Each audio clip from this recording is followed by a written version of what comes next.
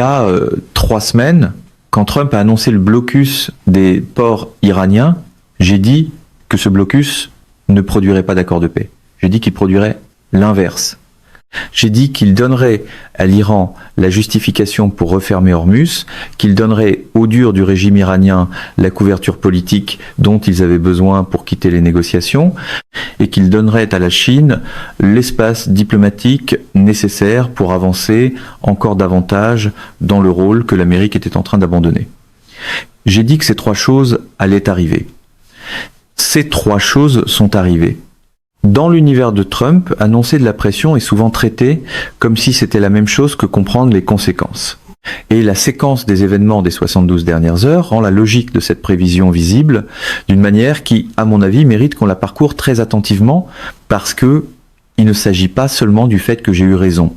Il s'agit du fait que le mécanisme qui a produit ce résultat était visible depuis le début, à condition de regarder le bon acteur, et que l'essentiel de la couverture regardait le mauvais. Voici donc ce qui s'est réellement passé.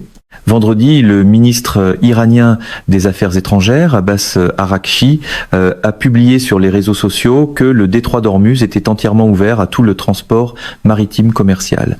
Les prix du pétrole ont chuté de 9% en quelques heures. Le Dow a bondi de plus de 800 points. Les marchés ont intégré l'idée d'un accord. Trump est allé sur Truth Social et a dit, je cite, « L'Iran vient d'annoncer que le détroit d'Ormuz est entièrement ouvert et prêt pour un passage complet. Merci. » Il a dit « merci ». Il a remercié l'Iran. Et ensuite, il a dit que le blocus resterait pleinement en vigueur.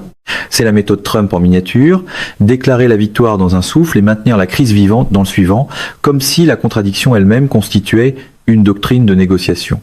Les médias semi-officiels iraniens ont ensuite critiqué Araghchi publiquement pour avoir créé, entre guillemets, des ambiguïtés sur les conditions de passage.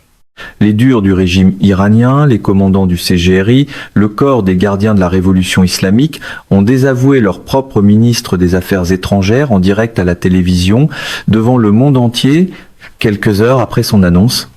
Et ensuite, l'Iran a refermé Hormuz. Samedi matin, des vedettes iraniennes avaient tiré sur 2 pétroliers près du détroit. Un porte-conteneur a été frappé par une roquette au large des côtes d'Oman. Et le président du Parlement iranien, Muhammad Bagher Ghalibaf, a qualifié le blocus américain, et je donne ici les mots exacts, de décision irréfléchie et ignorante. Il a ensuite dit que l'Amérique avait formulé 7 affirmations en 1 heure et que les 7 étaient fausses. Et le CGRI a publié un communiqué affirmant que les déclarations Trump, je cite, n'ont aucune crédibilité. C'était vendredi, c'était samedi, et aujourd'hui, le 10 à 9 avril, Ghalibaf a dit qu'il y avait eu des progrès dans les négociations. Le même jour, le même homme qui a qualifié le blocus d'ignorant et qui a dit que l'Amérique n'avait aucune crédibilité, a dit qu'il y avait des progrès. 2 déclarations dans les mêmes 24 heures. Cette contradiction est la clé pour comprendre ce qui est réellement en train de se passer dans cette négociation, et c'est quelque chose que je vois presque personne expliquer clairement dans la couverture dominante. L'Iran que l'on voit dans ce cycle de nouvelles n'est pas un seul Iran, il y en a 2. Il y a l'Iran d'Araghchi, le ministre des Affaires étrangères, le négociateur, le diplomate qui s'est envolé vers Islamabad, qui a rouvert Hormuz vendredi, qui cherche à trouver les mots d'un accord avant mercredi, quand le cessez-le-feu expire. Cet Iran veut négocier. Cet Iran sait que les dégâts économiques du blocus sont réels. Cet Iran sait que si le cessez-le-feu s'effondre le 22 avril et que les bombes recommencent à tomber, la phase suivante sera plus difficile à survivre que la précédente. Et puis, il y a l'Iran du CGRI, le corps des gardiens de la révolution islamique, les durs qui ont désavoué Araghchi quelques heures après son annonce sur Hormuz, les commandants qui ont publié le communiqué affirmant que les paroles de Trump n'avaient aucune crédibilité. Les hommes qui ont envoyé des vedettes tirer sur des pétroliers samedi, pendant que Ghalibaf disait en même temps qu'il y avait des progrès dans les discussions, Ces deux Irans sont réels, ils ne jouent pas une routine de bons policiers, mauvais policiers pour la consommation diplomatique, même si cela fonctionne ainsi. Ils sont réellement en désaccord sur la manière de gérer ce moment. Et la raison pour laquelle ce désaccord interne compte autant pour les négociations, c'est que l'Amérique essaie de conclure un accord avec un Iran pendant que l'autre Iran continue de tirer sur des pétroliers. La raison pour laquelle j'ai dit que le blocus allait torpiller l'accord de paix n'est pas une relecture après coup. La logique était claire dès le premier jour. Quand l'Amérique a annoncé le blocus le 13 avril, la position de négociation de l'Iran à l'intérieur de son propre gouvernement a basculé. Le blocus a changé la politique interne iranienne. Avant le blocus, le camp Araghchi, les diplomates pouvaient soutenir devant les durs que la négociation produisait des résultats. Ils avaient le cessez-le-feu, ils avaient Islamabad, ils avaient le début d'un cadre. L'argument était « donnez-nous du temps, la diplomatie fonctionne ». Le blocus a détruit cet argument en 24 heures. C'est ce qui arrive quand une fanfaronnade de communiqué de presse est prise pour de la stratégie. Le geste le plus bruyant à la télévision devient le cadeau le plus utile pour l'autre camp. Le CGRI pouvait désormais dire à chaque décideur à Téhéran que l'Amérique annonce un cessez-le-feu, puis lance un blocus à l'intérieur de ce cessez-le-feu, que l'Amérique parlait de négociations, puis envoyait davantage de navires, que l'on ne peut pas traiter avec l'Amérique parce que pour chaque pouce concédé par l'Iran, l'Amérique en prend 2. C'est un argument dévastateur à l'intérieur de la structure de pouvoir iranienne. Non pas parce qu'il est entièrement exact, mais parce qu'il résonne sur le plan émotionnel et qu'il est politiquement utile pour ceux qui ont toujours été opposés à un accord. Le blocus a été la meilleure chose qui pouvait arriver aux durs iraniens. Il a validé tout ce qu'il disait depuis 40 jours. Je l'ai dit avant que cela n'arrive, non pas parce que je serais brillant, mais parce que le schéma était entièrement prévisible à partir de la logique politique de la manière dont l'Iran prend ses décisions. C'est ici que la Chine entre en scène, et je veux être précis là, dessus, parce que ce n'est pas une histoire simple. Le rôle de la Chine dans cette guerre est le facteur le plus déterminant que la stratégie américaine n'a cessé de refuser d'affronter. Et les preuves sont maintenant dans des documents publics, dans des rapports de renseignement divulgués et dans des données de suivi satellite que n'importe qui peut consulter. Le Financial Times a rapporté cette semaine, en s'appuyant sur des documents militaires iraniens divulgués, que le corps des gardiens de la révolution iranienne a utilisé un satellite espion acheté à une entreprise chinoise appelée Earth ICO pour cibler des bases militaires américaines au Moyen-Orient. Pas un satellite russe, pas un satellite iranien, un satellite acheté à une entreprise commerciale chinoise. Ce satellite a surveillé les positions américaines à la base aérienne de Muaffaq Salti, en Jordanie, à des sites situés près de la base navale de la 5e flotte américaine à Manama, au Bahreïn, et à l'aéroport d'Erbil, en Irak, au moment des attaques revendiquées par le CGRI contre des installations dans ces zones. CBS News a confirmé séparément que les évaluations du renseignement américain indiquent que l'Iran a utilisé des images satellites fournies par la Chine tout au long du conflit. 2 responsables américains, s'exprimant sous couvert de l'anonymat, l'ont confirmé à CBS. Cela compte parce que la Chine a aidé l'Iran à voir où se trouvait l'Amérique afin que l'Iran puisse frapper ces sites avec plus de précision. Ce n'est pas un soutien passif. Ce n'est pas seulement acheter du pétrole, c'est fournir une capacité de ciblage. Et le président américain, lorsqu'on lui a demandé s'il y avait eu des transferts d'armes chinois vers l'Iran, a dit qu'il en doutait. La même semaine, sa propre communauté du renseignement le confirmait.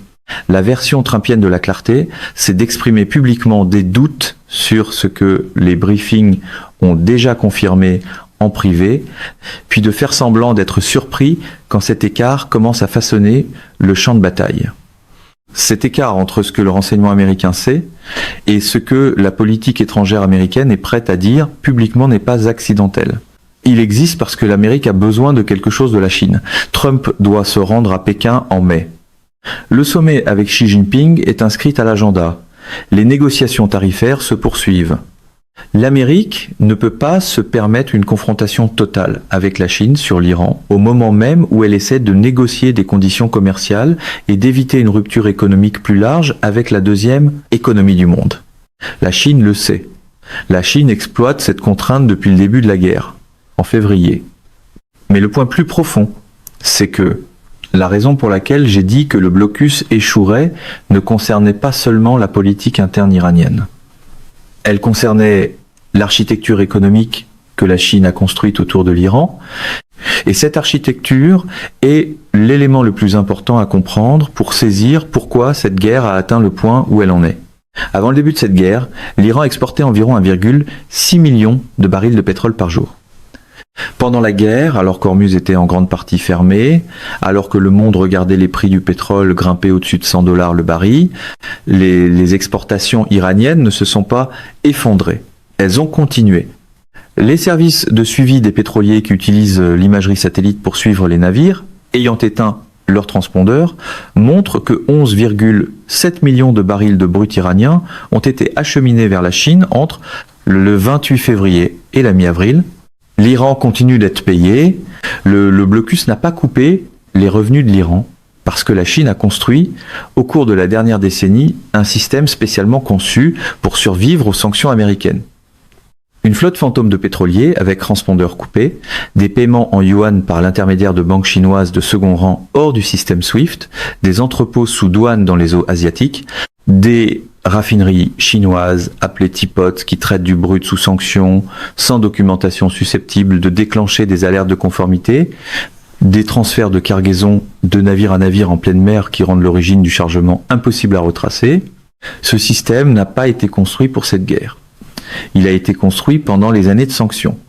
Cette guerre l'a simplement rendu visible. Et lorsque l'Amérique a annoncé le blocus, ce système a simplement absorbé la nouvelle pression.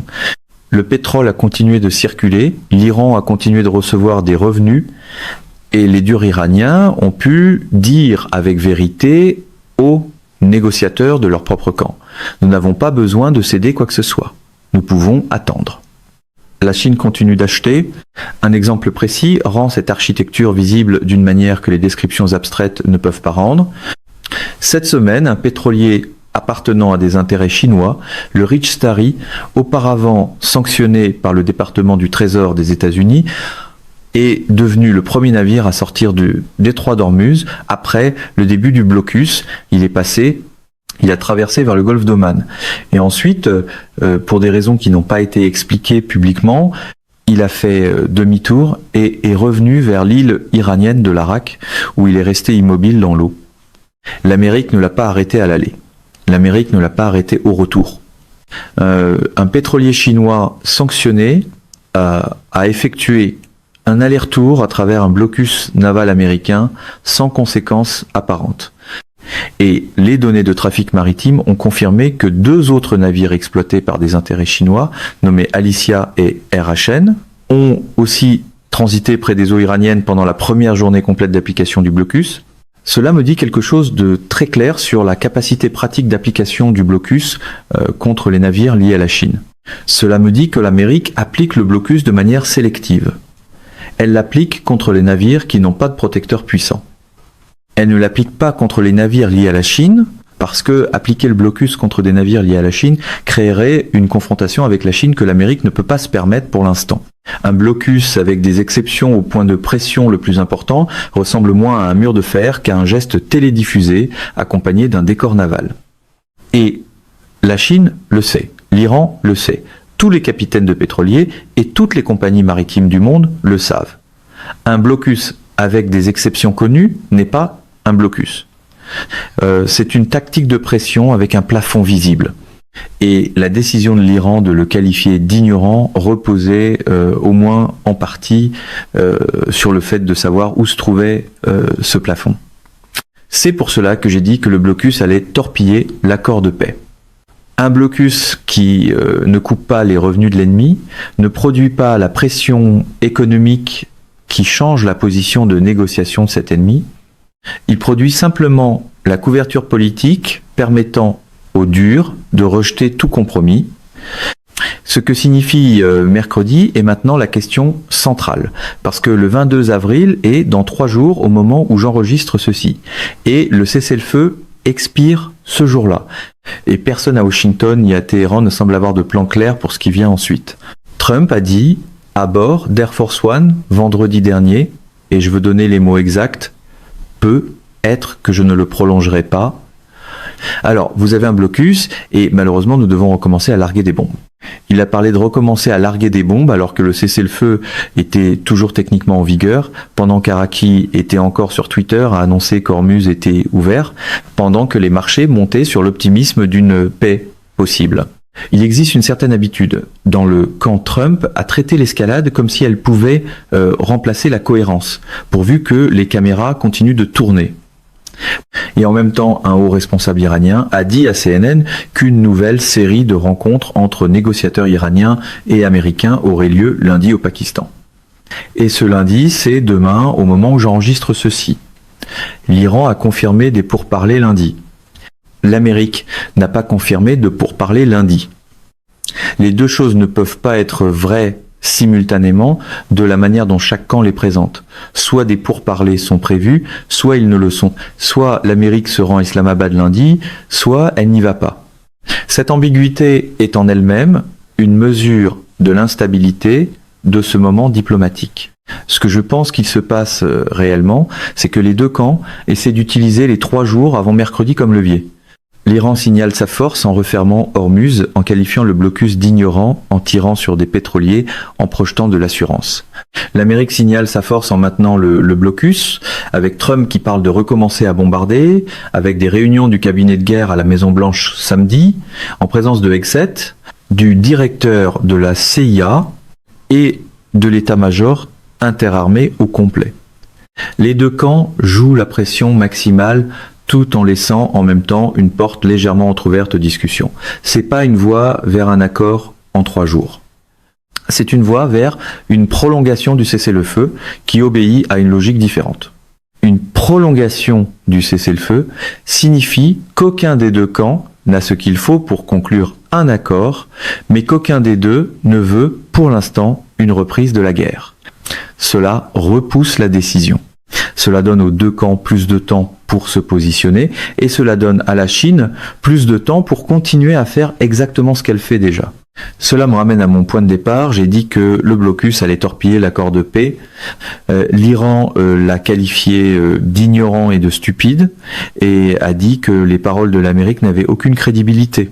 Et la Chine, en continuant d'acheter du pétrole iranien grâce à un système qu'aucun blocus ne peut atteindre, en fournissant du renseignement de ciblage à l'armée iranienne, en préparant des systèmes radars avancés pour la défense aérienne iranienne, selon les informations de CBS sur le renseignement, en opposant son veto à la résolution de l'Organisation des Nations Unies visant à rouvrir Ormuz aux côtés de la Russie, a prouvé que ces deux choses étaient vraies. Le blocus n'a pas pu produire la pression économique qui aurait changé la position de négociation de l'Iran. Il n'a pas pu produire cette pression, parce que la Chine s'est assurée que l'Iran disposerait de revenus quoi qu'il arrive. Et l'accord de paix qu'Araqchi a essayé d'annoncer vendredi s'est effondré en quelques heures parce que les durs iraniens, enhardis par ce même soutien chinois, l'ont désavoué. Ainsi, la grande démonstration de force a fini par ressembler moins à une domination stratégique qu'à une autre production trumpienne où le décor fait plus de bruit que le résultat. Voilà la structure de ce moment. C'est pas une histoire sur l'Iran, c'est pas une histoire sur l'Amérique. C'est une histoire sur 3 pays et sur lequel Détroit joue la partie la plus longue depuis le début de cette guerre, en février. Voilà la structure de ce moment. C'est pas une histoire sur l'Iran, c'est pas une histoire sur l'Amérique, c'est une histoire sur 3 pays. Et lequel des 3 joue la partie la plus longue depuis le début de cette guerre, en février. Un cadre historique rend la stratégie chinoise lisible d'une manière que le cycle quotidien des nouvelles ne permet pas. En 1950, quand l'Amérique est entrée dans la guerre de Corée, la Chine n'était pas un combattant direct. Dans les premiers mois, la Chine approvisionnait la Corée du Nord, fournissait de l'équipement, fournissait du renseignement, construisait la capacité du camp contre lequel l'Amérique se battait sans entrer officiellement dans le conflit. Et les commandants américains, y compris Douglas MacArthur, répétaient que la Chine n'interviendrait pas directement. Ils avaient tort. Mais ils ne se trompaient pas sur ce que la Chine faisait avant d'intervenir. La Chine soutenait le camp le plus faible, juste assez pour le maintenir viable, sans franchir le seuil qui aurait exigé une réponse américaine directe. Ce modèle, un soutien sans implication directe, n'est pas nouveau. C'est l'une des stratégies les plus constantes de l'histoire de la politique étrangère chinoise. C'était l'approche en Corée, c'était l'approche au Vietnam, où la Chine fournissait des missiles solaires et des canons antiaériens qui ont abattu des avions américains sans que des soldats chinois combattent visiblement. Cela a été l'approche durant des décennies de tensions américano-iraniennes, où la Chine achetait du pétrole iranien, transférait de la technologie et fournissait une couverture diplomatique sans jamais devenir une partie formelle au conflit. Ce qui est différent aujourd'hui, c'est l'ampleur et la sophistication de ce soutien. Le système de flotte fantôme de pétroliers est plus développé que tout ce que la Chine avait construit dans les conflits précédents. Le renseignement de ciblage par satellite est plus direct que tout ce que la Chine avait fourni aux adversaires précédents de l'Amérique. La combinaison de bouées économiques, de soutien du renseignement et de filières d'armement que la Chine a assemblées autour de l'Iran dans cette guerre représente l'application la plus complète que la Chine ait jamais tentée de cette stratégie. Et la réponse de l'Amérique a été de menacer la Chine d'un tarif de 50%, tout en programmant simultanément un sommet avec Xi Jinping à Pékin le mois prochain. La menace et l'invitation coexistent. Elles coexistent parce que la stratégie américaine pour mettre fin à cette guerre n'a pas trouvé le moyen de séparer le problème chinois du problème iranien. Et une stratégie qui ne traite pas le rôle de la Chine est une stratégie qui essaie de gagner une partie pendant que l'un des joueurs les plus importants opère sans contrainte. La Chine a construit sa position dans ce conflit comme un joueur d'échecs construit sa position. Non pas en attaquant, non pas en faisant des gestes spectaculaires, mais en plaçant des pièces sur des cases qui limitent les options de l'adversaire. Les achats de pétrole limitent le blocus américain, le satellite limite l'avantage de ciblage américain, la filière d'armement limite la supériorité aérienne américaine si la guerre reprend, le veto à l'Organisation des Nations Unies limite le consensus international contre l'Iran. Les négociations tarifaires avec l'Amérique limitent la capacité de l'Amérique à faire pression directement sur la Chine à propos de tout cela.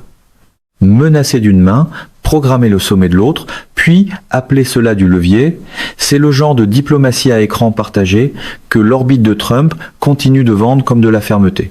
Chaque échelon de cette échelle a été construit en silence, sans conférence de presse, sans publication surtout sociale, sans menace de faire exploser une civilisation entière, simplement en faisant les choses avec constance pendant des mois et des années, d'une manière que tout le monde pouvait voir, mais que personne ne voulait dire à voix haute, parce que le dire à voix haute obligerait à s'en occuper.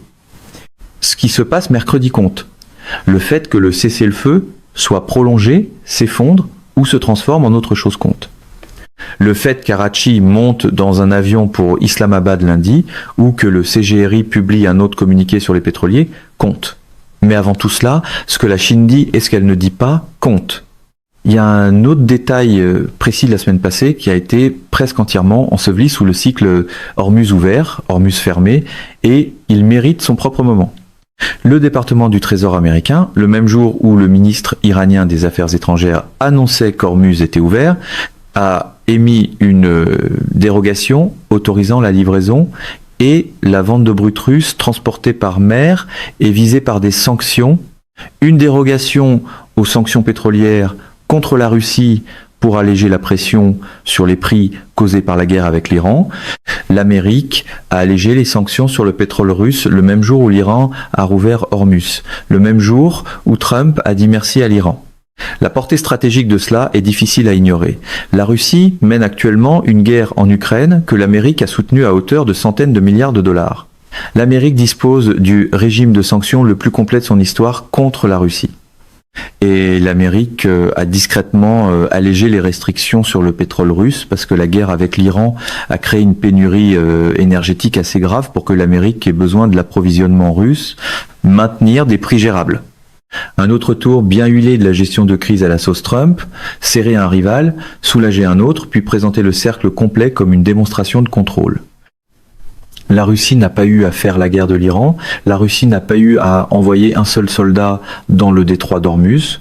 La Russie a simplement eu à patienter, à maintenir sa relation de partage du renseignement avec l'Iran, à opposer son veto à la résolution de l'Organisation des Nations Unies aux côtés de la Chine, et à attendre que le choc énergétique provoqué par la guerre avec l'Iran force l'Amérique à alléger volontairement les sanctions contre la Russie, ce qui est exactement ce qui s'est produit cette semaine. La Russie a profité de cette guerre sans la faire, la Chine a profité de cette guerre sans la faire, et tous deux l'ont fait parce que le blocus américain contre l'Iran a créé les conditions dont elles avaient besoin. Le blocus qui était censé pousser l'Iran vers un accord a fini par relâcher la pression sur la Russie et par offrir à la Chine une couverture stratégique pour approfondir encore son soutien à l'Iran. Voilà le tableau complet de ce qu'a produit le blocus. Ni un accord de paix, ni une capitulation économique de l'Iran, ni une prolongation du cessez-le-feu avec de meilleures conditions. Un gain stratégique inattendu pour les deux principaux compétiteurs de l'Amérique, livré par une politique américaine conçue pour produire l'inverse. Parce que l'histoire de cette guerre, depuis le jour où elle a commencé, n'a jamais été simplement l'Amérique contre l'Iran. Elle a toujours été quelque chose de plus compliqué. Et la complexité, comme j'ai déjà dit, ne s'annonce pas. Elle opère simplement en silence, avec constance, échelon par échelon. Et le système que la Chine a bâti autour de l'Iran fonctionne discrètement depuis une décennie. Cette guerre l'a simplement rendu impossible à ignorer.